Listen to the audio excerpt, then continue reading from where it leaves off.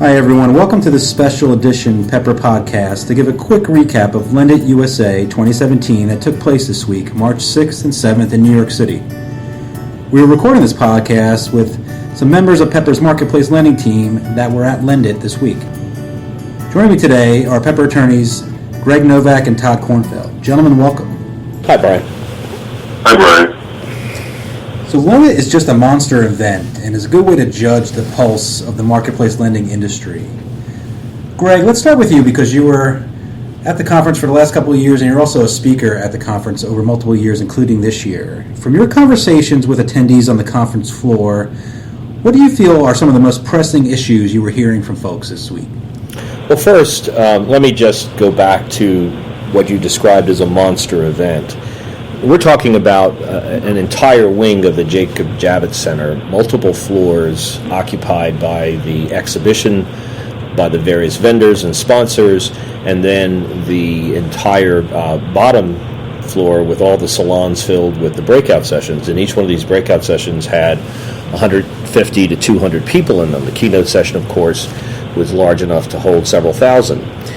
The event, I think, is indicative of the interest that is apparent about this space, about marketplace lending in general, about all of the companies that believe that they have a product that can be sold to marketplace lending. And make no bones about it, the entire exhibit floor was about people interested in selling something. Either they're selling a service, like a legal service, selling accounting services, valuation services, loan servicing services, and then you had, from the vendor side, you then had the firms that were selling investments, hedge funds or private equity type funds that invest in loans in the space that are there looking for investors. And there were a number of investors at the conference, and therefore an appropriate place for funds like that to potentially find new investor opportunities.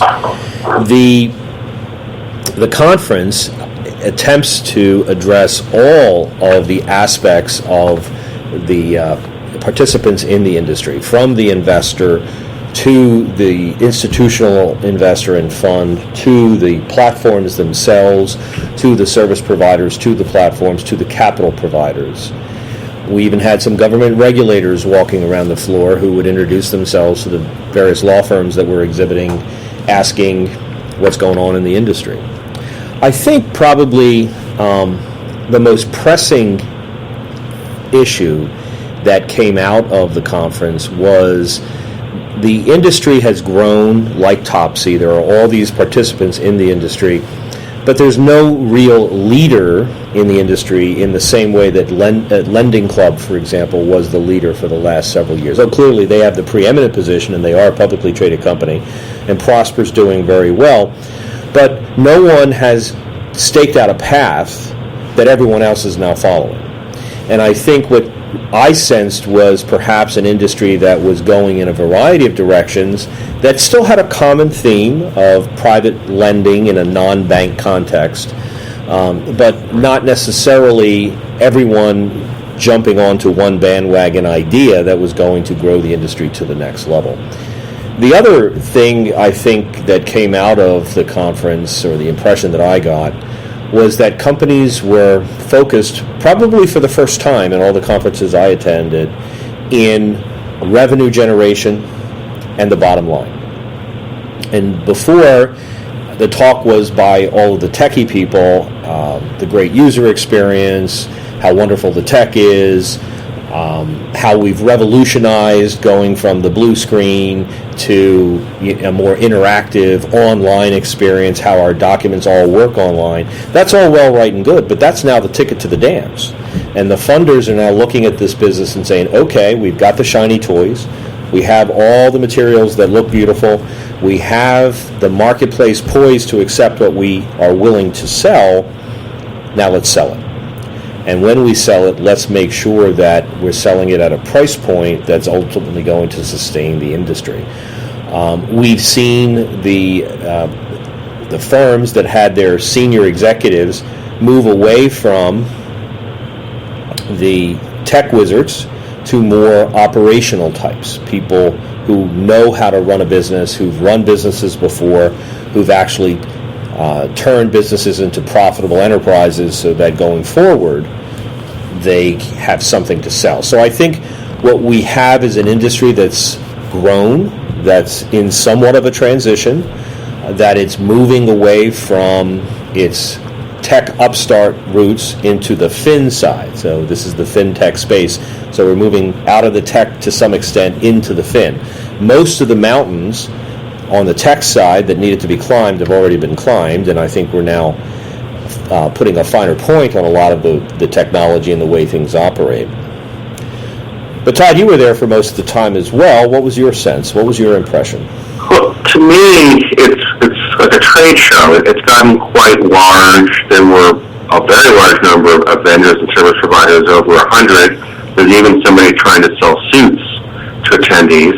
So it's sort of a full service, conference, no pun intended. It was a very lively, very energetic crowd of people, spending a great deal of time in the exhibition areas, looking at various things and speaking to various people. One of the things that impressed me was the large contingent from China. There must have been at least a dozen companies of various types, I guess primarily lenders or service providers to lenders from China. Some of quite large booths and had obviously committed quite a number of resources to appearing at LendIt, and it gave it quite a lot of a global and international feel to it. But hey, Todd, one thing I just didn't have the time because it was so large and I had so many other commitments, and I was wondering if you had the chance. The Chinese vendors and participants who were they looking for transnational investment? Were they looking to sell Chinese loans that were originated in China in the U.S.?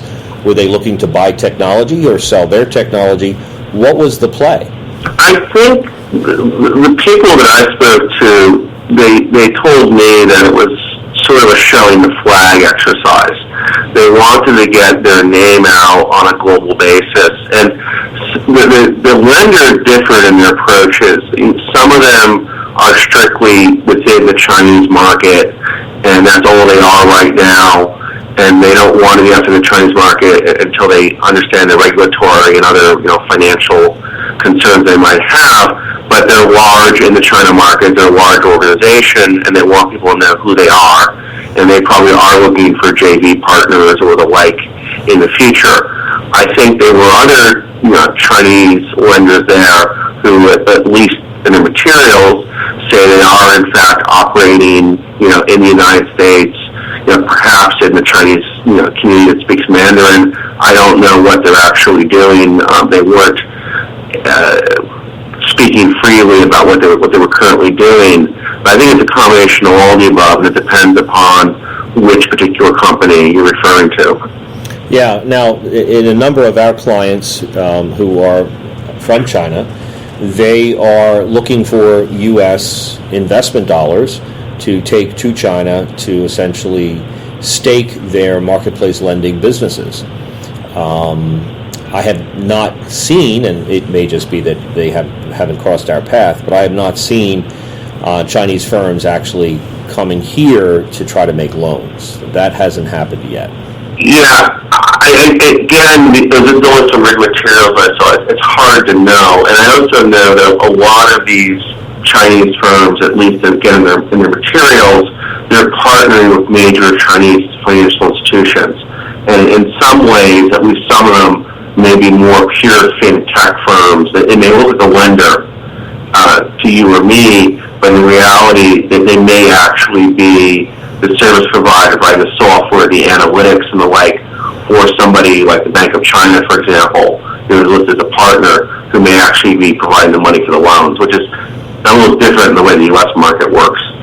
Yeah, it reminds me a lot of sort of the maturation cycle of the hedge fund industry about 15 years ago, where it started as an upstart and a counterpoint, private counterpoint to the mutual fund industry, and grew up rapidly. Then it started to bring in notice from foreign investors and foreign companies interested in emulating what the U.S. advisors were doing.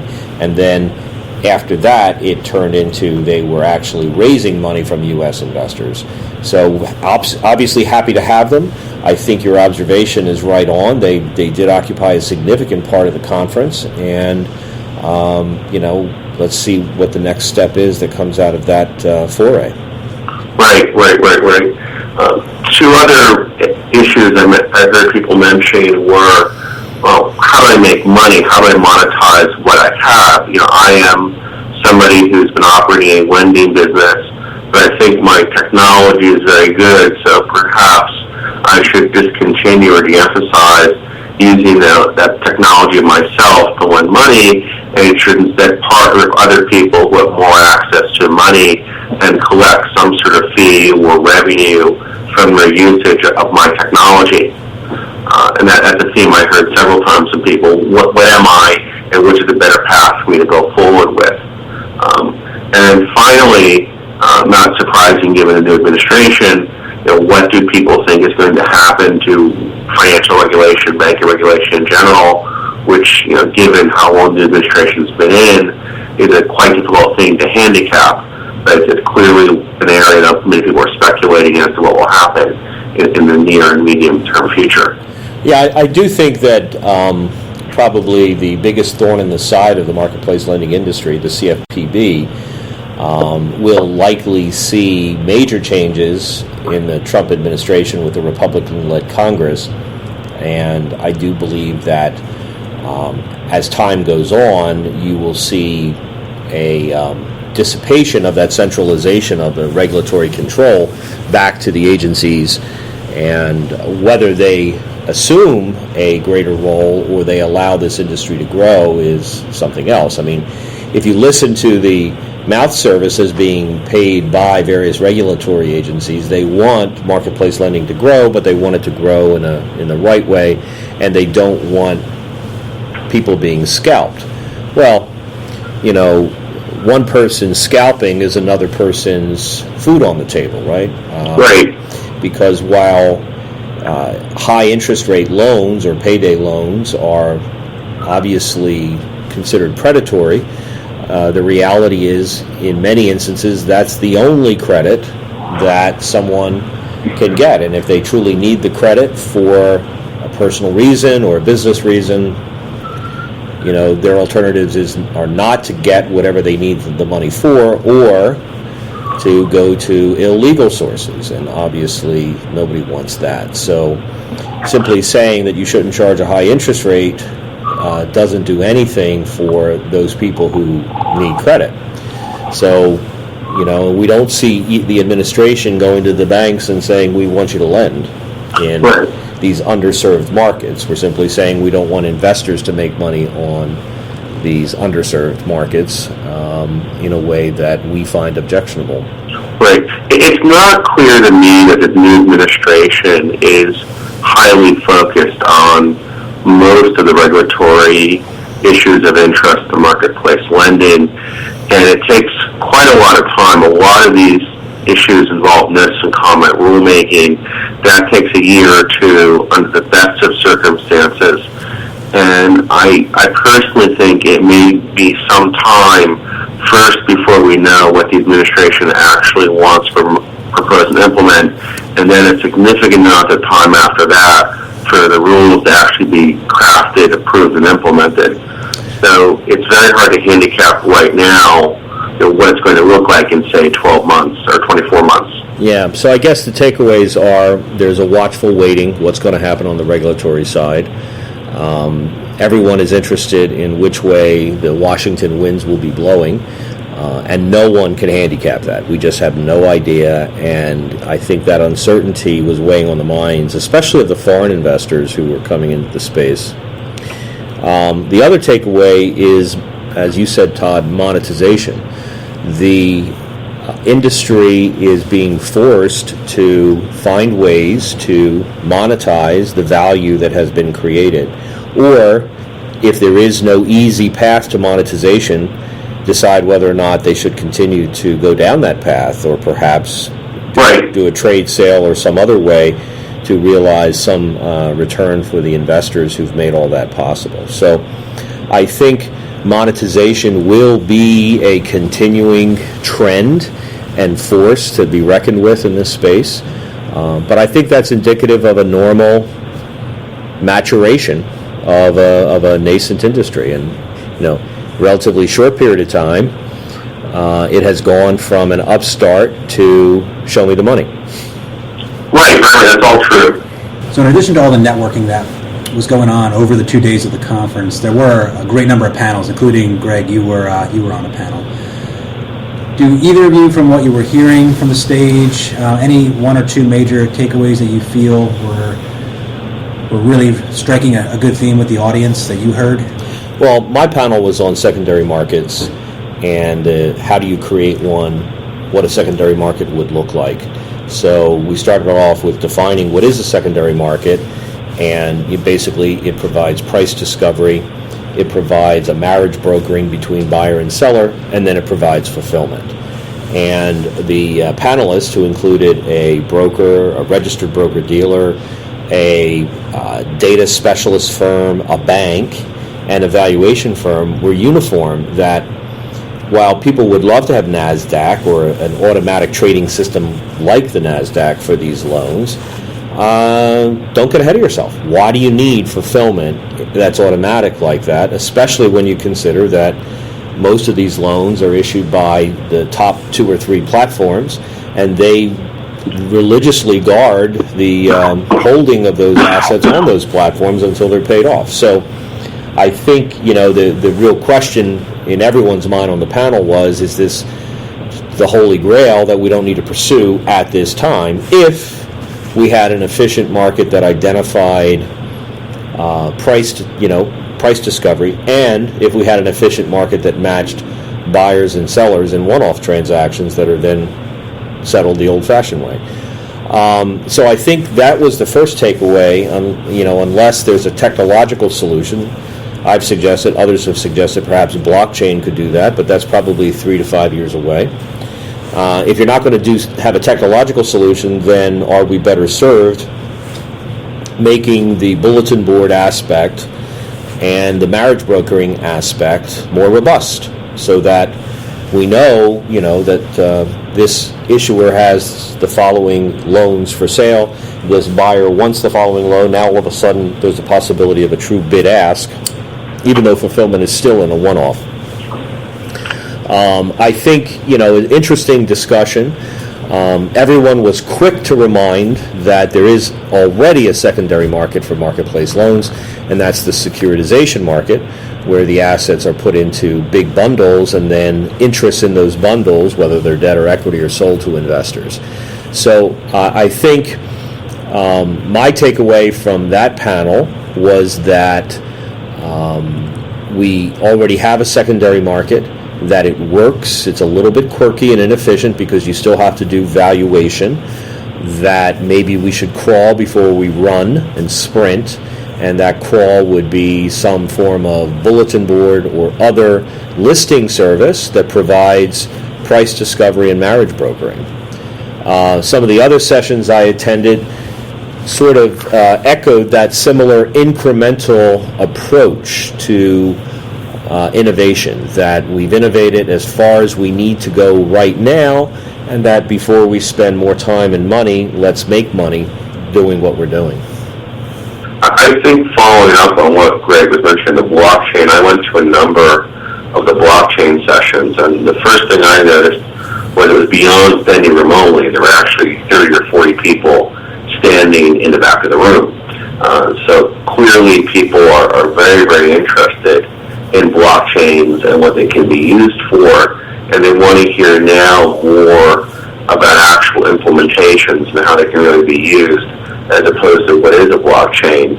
And judging by the audience questions, people are clearly beginning to seriously think about, moving either their existing technology to blockchain, or if they're building something new from scratch, using a blockchain for it. And that, to me, is very interesting, and we'll be keeping a watch on movements in that area. So next year's LendIt is in San Francisco, which goes back to the to the roots of marketplace lending, which grew up in California. Both Lending Club and Prosper are in California, so obviously they have the advantage of being indigenous. And Pepper, of course, has an office in Silicon Valley as well as in Los Angeles and Orange County that we service a lot of our California clients from, although we do have people from our East Coast offices, Todd and myself included, that are heavily involved in those West Coast activities. We're looking forward to next year's LendIt conference. One of the topics that came up during one of the sessions, of course, was the District Court's final decision that New York law controls in the Madden case. The Madden case has been very closely watched because it impacts loans that are written by non-banks in the Second Circuit, in the states that comprise the Second Federal Judicial Circuit. So what we have is a district court saying that despite the fact that the contracts reference Delaware, the contacts of the parties and the public policy suggested that New York law should control, that New York's criminal usury statute in the Madden case was applicable, but that since there's no private right of action under that, the plaintiffs had to proceed under the Federal Deceptive Credit Act, and all of a sudden certified 2 class actions as part of their decision, where persons who were aggrieved by the aggressive credit collection practices of the credit collector, the defendant in the Madden case, could now bring a class action against them in federal court. I predict that at next year's LendIt, there will be at least one panel that talks about the response to the Madden class actions in marketplace lending. Nothing like a class action to bring an industry sharply into focus with respect to what they're doing and how they're doing it. And Todd, what do you feel like will be the next big thing that might be happening in the industry over the next year? I think there'll be a further maturation. I think that there will be at least one large player who applied for, or publicly said they're applying for, the new OCC charter, the so-called fintech charter. And I think that's part of the maturation process of the industry. I want to thank Todd and Greg for spending the time with us today to recap what went on in New York at the LendIt conference. I would like to tell our listeners that Pepper attorneys from the marketplace lending practice are constantly writing on the changing dynamics of this industry. So if you are interested in getting on our email distribution list, feel free to email me at dolanb@pepperlaw.com, and we will make sure you receive the latest insights from our attorneys. My email address is also on the description of this podcast on Pepper's Pod Center, where this podcast is posted. Todd and Greg, thank you very much. Thank you. Thanks, Brian.